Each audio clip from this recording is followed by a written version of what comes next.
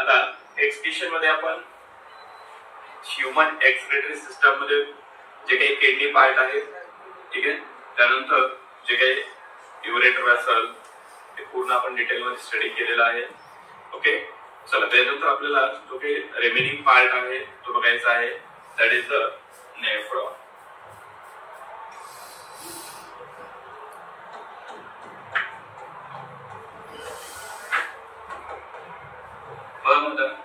Nephron हा एक असा पार्ट आहे, याला काय म्हटलं जातं, it is the structural and functional unit of the kidney. Structural and functional unit of kidney. Okay, आणि प्रत्येक किडनी मध्ये जर बघायला गेलं तर near about 1 million nephrons are present. 1 million nephrons are present. बघा, जवळपास 1 मिलियन नेफ्रॉन्स असतात किडनी मध्ये प्रेझेंट असतात. ओके, आता नेफ्रॉनचं जर पार्ट्स बघायला गेलं त्याचे पार्ट्स 2 भाग मध्ये डिवाइड झालेला आहे नेफ्रॉन. ओके, तर याच्या अगोदर याची डायग्राम ड्रॉ करून घ्या.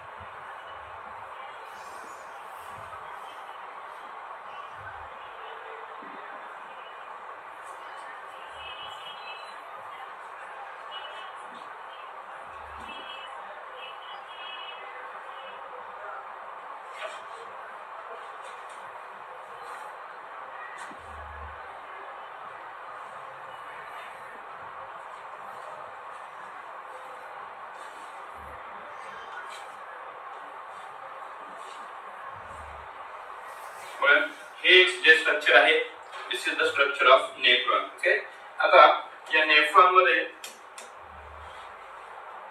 ब्लड वेसल्स प्रेझेंट आहेत, ठीक आहे.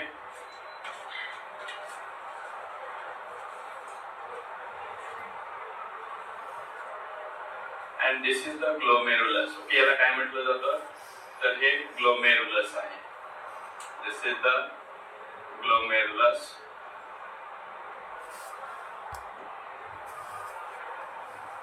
ठीक आहे, ब्लड वेसल प्रेझेंट आहे, या ब्लड वेसलला काय म्हटलं जातं, ग्लोमेरुलस. ओके, मग बघा, nephron is classified into 2 types, that is the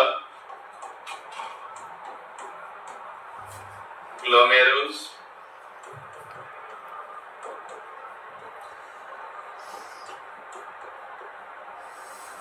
and the nephron tubules. Nephron tubules. बघा, नेफ्रॉनचे 2 पार्ट मध्ये क्लासिफिकेशन झाले, that is the glomerulus. Glomerulus म्हणजे काय असतं, it is the tuft blood vessel which is present in the Bowman's capsule. Okay, हा जो cup shaped structure दिसतोय ज्याला आपण बाउमन्स कॅप्सूल म्हणणार आहोत. ओके, आणि त्याच्यामध्ये जे काही ब्लड वेसल्स प्रेझेंट आहेत त्याला काय म्हणायचं, these are the glomerulus. Okay, बघा म्हणता याच्यानंतर नेफ्रॉन ट्यूब्युल्स मध्ये काय काय येतं, this is the Bowman's capsule. Bowman's capsule, this is the Bowman's capsule. Okay, this part is the PCT. This is the Henle's loop. This is the Henle's loop.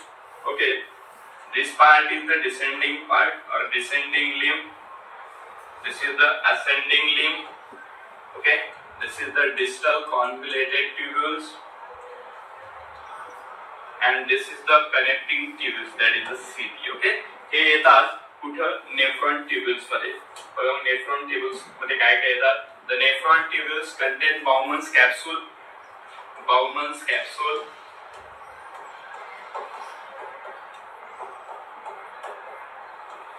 Okay, त्यानंतर proximal convoluted tubules, that is the PCT. Okay, त्यानंतर हा आहे Henle's loop.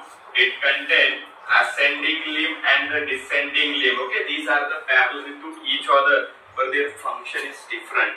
ठीक है, चलो त्यानंतर last DCT. Okay, distal convoluted tubule. हे कुठे येतात तर नेफ्रॉन ट्यूब्युल्स मध्ये येतात. ओके, चला याच्यानंतर आपल्याला सगळ्यात अगोदर बघायचे बाउमन्स कॅप्सूल. मग बाउमन्स कॅप्सूल काय आहे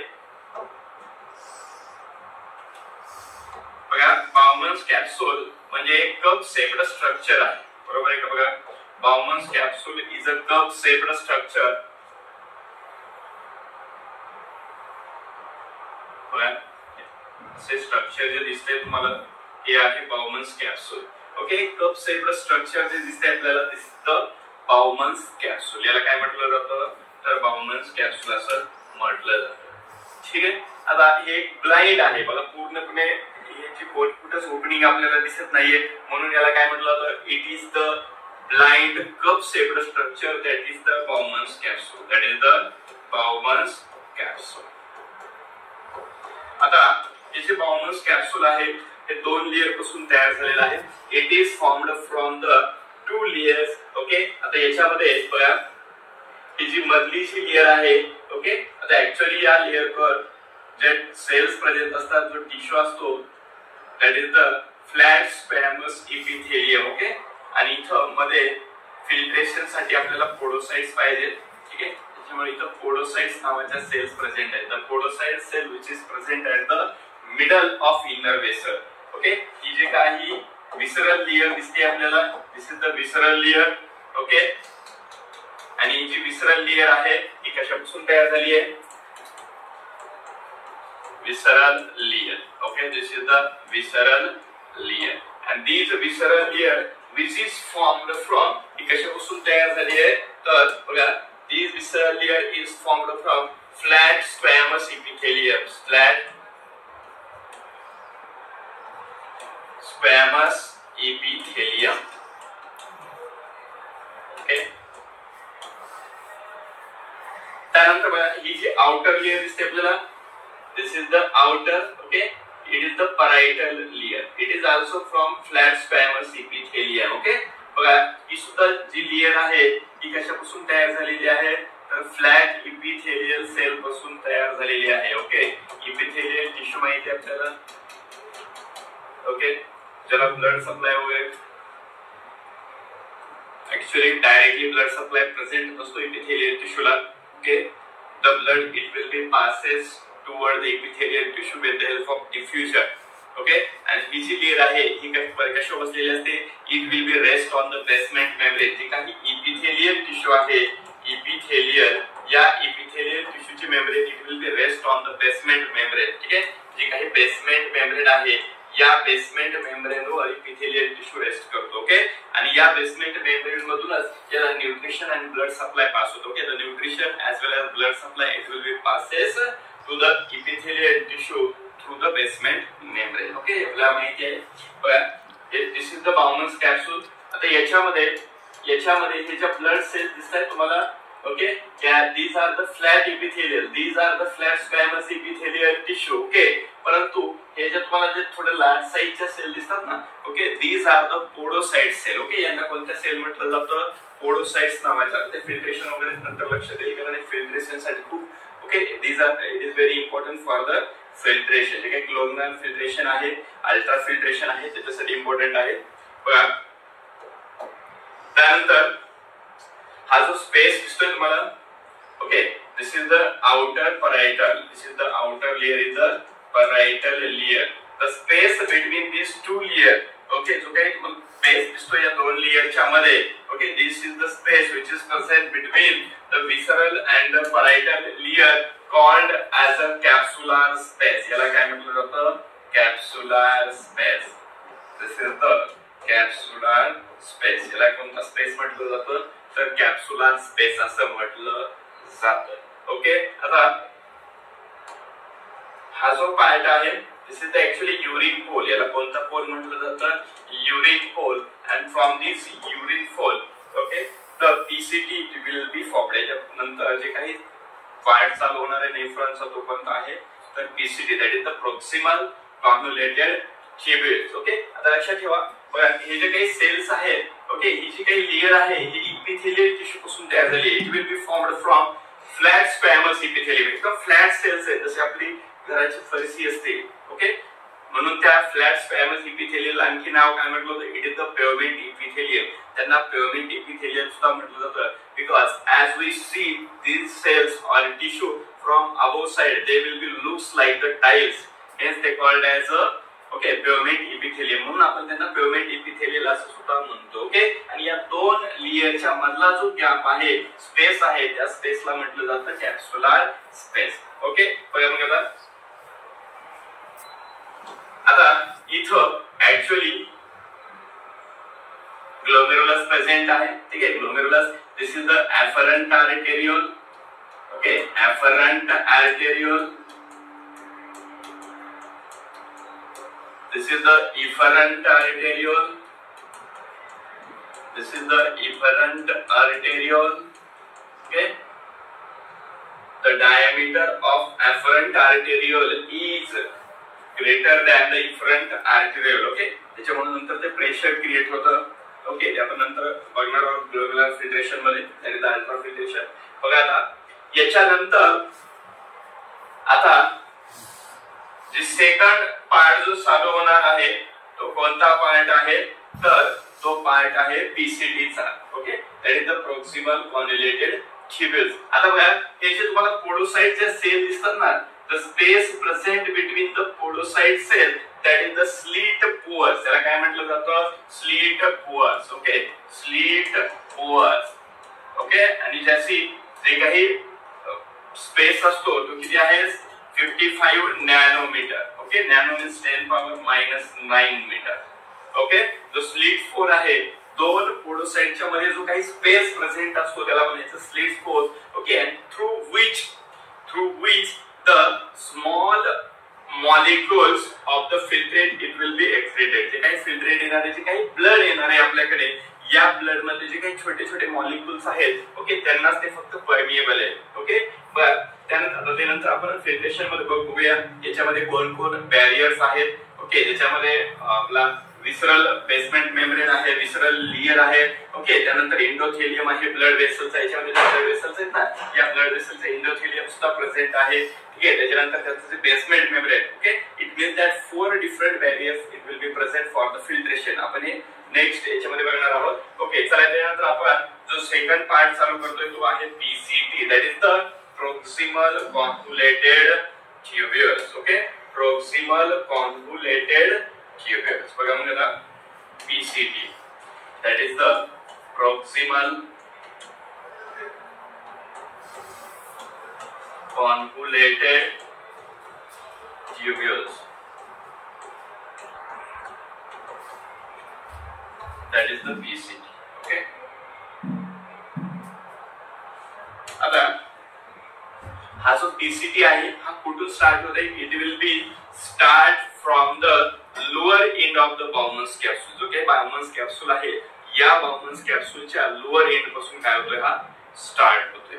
ठीक आहे, आता याच्याकडे ज्या सेल्स असतात, ओके, बघा आता it is a highly coiled. बघा हा खूप हायली कॉइल्ड आहे.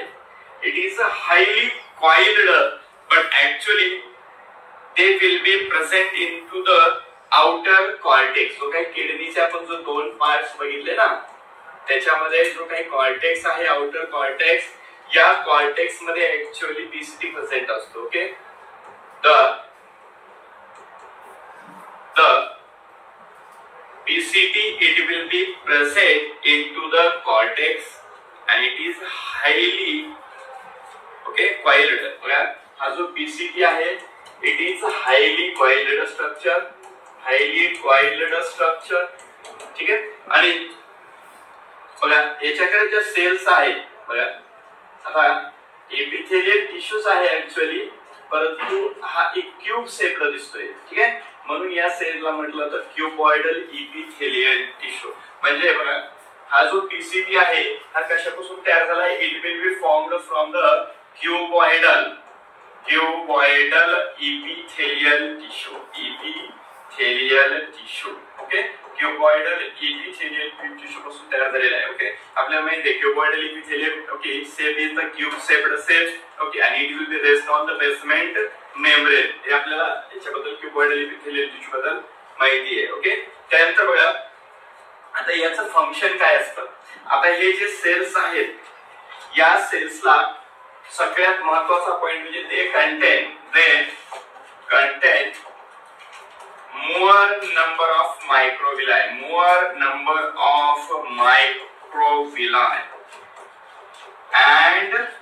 mitochondria. सगळ्यात इम्पॉर्टंट पॉइंट बघा, जो काही पीसीडी आहे या पीसीडी कडे ओके मॅक्सिमम जे काही नंबर आहेत हे कोणाचे आहेत, मायटोकॉन्ड्रियाचे आहेत, आणि सोबत कोण आहे, मायक्रोविलाय. आता मायक्रोविलायचं काम काय असतं, what is the function of microvilli, they absorb the nutrient. जे काही न्यूट्रिएंट येणार आहे त्याच्यामध्ये क्लोरीन असेल, सोडियम आयन असेल. Okay, it means that iron और other component, it will be either water. Okay, यांचं जे ऍब्सॉर्प्शन आहे हे ऍब्सॉर्प्शन करण्याचं काम कोण करतं, तर मायक्रोविलाय करतं. ओके, म्हणून इथे जे मायक्रोविलाय आहेत यांचा नंबर खूप जास्त आहे. तर microvilli okay it is a finger like projection. बघा हे जे काही सेल असते या सेलवर एक असं प्रोजेक्शन लाईक स्ट्रक्चर प्रेझेंट असतं, याला मायक्रोविलाय म्हटलं जातं.